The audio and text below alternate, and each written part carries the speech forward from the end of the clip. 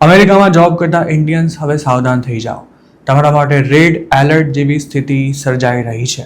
હવે એટલું સમજી લો કે તમારે ગમે તેમ કરીને પોતાની જોબ જાળવી રાખવી પડશે, ખર્ચા ઓછા કરવા પડશે અને નવી આર્થિક જવાબદારીઓ માથે લેવાનું પણ ટાળવું પડશે. તમે ભલે ગમે તેટલા ટેલેન્ટેડ હો, પરંતુ અમેરિકાનું જોબ માર્કેટ હાલ જે સ્થિતિમાંથી પસાર થઈ રહ્યું છે તેને જોતાં એટલું ધ્યાન રાખજો કે જો એકવાર તમારી જોબ છૂટી ગઈ તો નવી જોબ શોધવું અતિશય મુશ્કેલ બની જશે.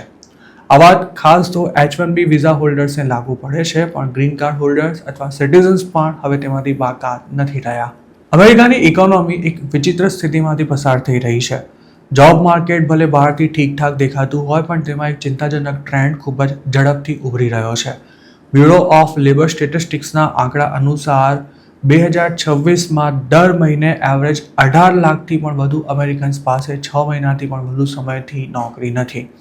H1B વાળાને આ વાત સિરિયસલી લેવી એટલા માટે જરૂરી છે કે તેમની પાસે તો નવી જોબ શોધવા માટે 6 મહિનાનો સમય પણ નથી હોતો. 60 દિવસમાં જો જોબ ન મળે તો તેમને ફરજિયાત અમેરિકા છોડવું પડે છે અને તેના કારણે મોટાભાગના લોકો આર્થિક અને સામાજિક સમસ્યામાં મુકાઈ જતા હોય છે. 6 મહિનાથી નોકરી ન હોવી એ કોઈ નાની વાત નથી, અને તેમાંય આવા લોકોની સંખ્યા અમેરિકામાં જે ટોટલ બેરોજગાર લોકો છે તેમના 25% જેટલી થાય છે.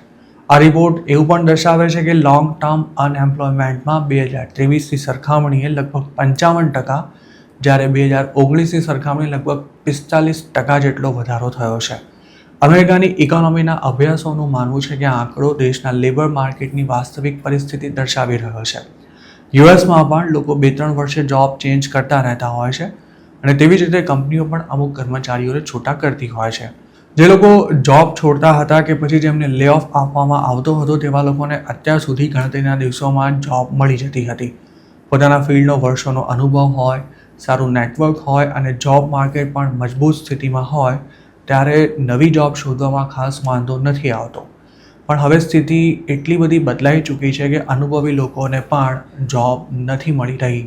2025માં આઈટી ફિલ્ડમાં ફેડરલ જોબ ગુમાવનારા એક ઇન્ડિયન અમેરિકને પોતાનો અનુભવ શેર કરતા એ મુજબને જણાવ્યું હતું કે તેમને સેંકડો જગ્યાએ અપ્લાય કર્યા બાદ પણ 5 મહિના સુધી પોતાના ફિલ્ડની જોબ ન મળતા આખરે ઓર્ડિનરી જોબ લેવાની ફરજ પડી હતી.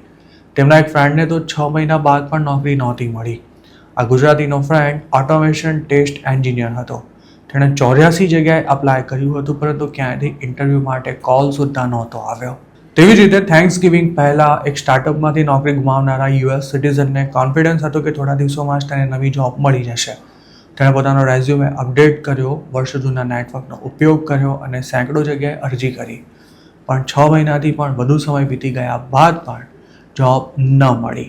ઘણી કંપનીઓએ કોઈ જવાબ જ ના આપ્યો, જ્યારે કેટલીક જગ્યાએથી ઇન્ટરવ્યૂ બાદ કોઈ રિસ્પોન્સ ના આવ્યો. આ અનુભવ માત્ર 2-4 લોકોને નથી થયો. અમેરિકામાં લાખો લોકો હાલ આ જ પ્રકારની પરિસ્થિતિમાંથી પસાર થઈ રહ્યા છે. તેમાંના મોટાભાગના લોકો એવા છે કે જેમણે 100થી વધુ જગ્યાએ અપ્લાય કર્યું છે અને એક ઇન્ટરવ્યૂઝ આપ્યા છે, પણ મોટાભાગના કેસમાં તેમને કંપનીઓ તરફથી કોઈ જવાબ મળ્યો જ નથી. અમેરિકાના જોબ માર્કેટમાં હાલ જોવા મળી રહેલી સ્થિતિ પાછળનું મુખ્ય કારણ લો ફાયરની પોલિસી છે. કંપનીઓ મોટા પાયે વર્કર્સને જોબમાંથી કાઢી પણ નથી રહી અને નવી રિક્રુટમેન્ટ પણ ના બરાબર કરી રહી છે. ઊંચા વ્યાજદર, આર્થિક અનિશ્ચિતતા અને આર્ટિફિશિયલ ઇન્ટેલિજન્સ જેવી નવી ટેકનોલોજીના વધતા ઉપયોગને કારણે કંપનીઓ હાયરિંગ અંગે વધુ સાવચેત બની ગઈ છે. જ્યારે જોબ્સ ઓછી અને કેન્ડિડેટ્સ વધુ હોય ત્યારે કોમ્પિટિશન પણ વધી જાય છે. આ સ્થિતિમાં જોબ આપનારાને મલ્ટિપલ ઓપ્શન્સ મળી રહે છે અને તે ઓછા પગારમાં પણ સારો કેન્ડિડેટ હાયર કરી શકે છે. જોકે તેના લીધે પગાર વધારો ધીમો પડી જાય છે. આમ તો લોકો વધારે સેલરી માટે જોબ ચેન્જ કરતા હોય છે, પણ અમેરિકામાં હવે આ ઓપ્શન જ જાણે ખતમ થઈ રહ્યો છે. 2022 દરમિયાન યુએસમાં સેલરી જે ઝડપથી વધી રહી હતી તેમાં હવે ખાસો ઘટાડો જોવા મળ્યો છે. ખાસ તો લોંગ ટર્મ અનએમ્પ્લોયમેન્ટની અસર માત્ર ઇન્કમ સુધી મર્યાદિત નથી રહેતી. કેટલાક રિસર્ચમાં એવું પણ જાણવા મળ્યું છે કે જે લોકો પાસે લાંબો સમય નોકરી નથી હોતી તેમને તેની આર્થિક અસર વર્ષો સુધી ભોગવવી પડે છે. વ્યક્તિ જેટલો લાંબો સમય બેરોજગાર રહે તેટલો જ લોંગ ટર્મ માટે તેનો સેલરી હાઇક પણ ઓછો થતો જાય છે. આર્થિક નુકસાનની સીધી અસર મેન્ટલ હેલ્થ પર પણ પડે છે અને સેંકડો જગ્યાએ એપ્લિકેશન કર્યા બાદ પણ ઇન્ટરવ્યૂ માટે ન બોલાવાય અને જો ઇન્ટરવ્યૂ થાય તો પણ કોઈ જવાબ ન મળે તો ગમે તે વ્યક્તિનો કોન્ફિડન્સ તૂટી શકે છે. હાલમાં જેવા સમાચાર આવ્યા હતા કે અમેરિકામાં જોબ ગુમાવનારા ઘણા ઇન્ડિયન H-1B હોલ્ડર્સ કફોડી સ્થિતિમાં આવી ગયા છે. આ મોટાભાગના લોકો પોતાને અમેરિકા છોડવાનું જ નથી તેવું માનીને ત્યાં લોન પર ઘર ખરીદવાની સાથે બીજા પણ ઘણા ઇન્વેસ્ટમેન્ટ કે પછી ખર્ચા કરીને બેઠા હતા, પણ લે ઓફ મળતા જ હવે તેમની સ્થિતિ ના ઘરના કે ના ઘાટના જેવી થઈ રહી છે. આવા જે ઇન્ડિયન્સ અમેરિકા છોડી રહ્યા છે તેમના માટે ઇન્ડિયામાં એડજસ્ટ થવું પણ ખૂબ જ મુશ્કેલ થઈ રહ્યું છે અને ઇન્ડિયા આવ્યા બાદ તેમને નોકરી શોધવાથી લઈને બીજી ઘણી બાબતો માટે રોજે રોજ કરવો પડતો સંઘર્ષ થકવી રહ્યો છે. તમે ભલે તમારા કામમાં ગમે તેટલા હોશિયાર હો, પણ જોબ ક્યાં સુધી રહેશે તેનો કોઈ પણ અંદાજ લગાવવો મુશ્કેલ છે. આ સ્થિતિમાં કોઈ નવી આર્થિક જવાબદારી ઊભી ન કરવામાં જ સમજદારી છે.